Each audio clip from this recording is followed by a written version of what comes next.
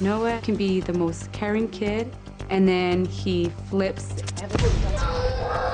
He's scratched me, he's hit me, he's bit me. You understand when you bite that hurts? Look at Noah, see that there's a lot of stuff going on in his brain. But his way of dealing with is hitting. If he's not at school fighting with somebody, he's here fighting with somebody. You're hurting him like that. Let go right now. When you ask him, why does he hit, he doesn't know.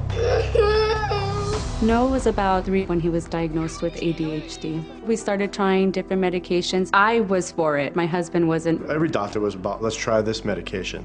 Let's try that medication. I said, no, I don't think it's a good idea. We're constantly arguing about who's right. Ethan's emptying out the toy box. You want to go play with him? No!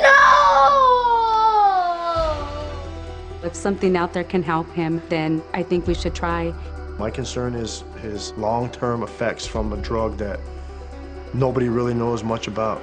We seriously have tried everything. We want to do what's best for Noah. When he's having his good moments, Noah is the most loving kid in the world. If I could have more of those moments, I'd be happy. I don't know what to do. Currently, 2.5 million kids are being medicated for ADHD, and this is a battle you may be fighting in your own home, Ritalin or no Ritalin. But what if I told you a groundbreaking test could actually look inside your child's mind and give you a clear diagnosis? Coming up, the test that is offering new hope in this controversial battle. Noah's ADHD has gotten worse. Noah becomes very, very aggressive, kicking, biting, hitting. We started trying different medications. I was for it. My husband wasn't. We just don't see eye to eye. Henry and Elizabeth are at odds over whether or not they should put their 6-year-old son Noah on Ritalin for his ADHD.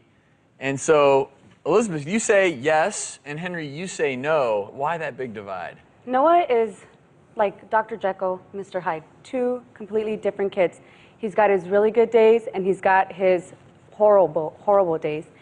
And I feel if I can get that loving, caring kid more, then why not do it? I'm tired of him being the troubled child at school. I'm tired of him being singled out by friends because nobody wants to play with him.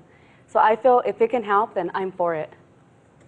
And I say no because I'm worried about the long-term effect of any drugs.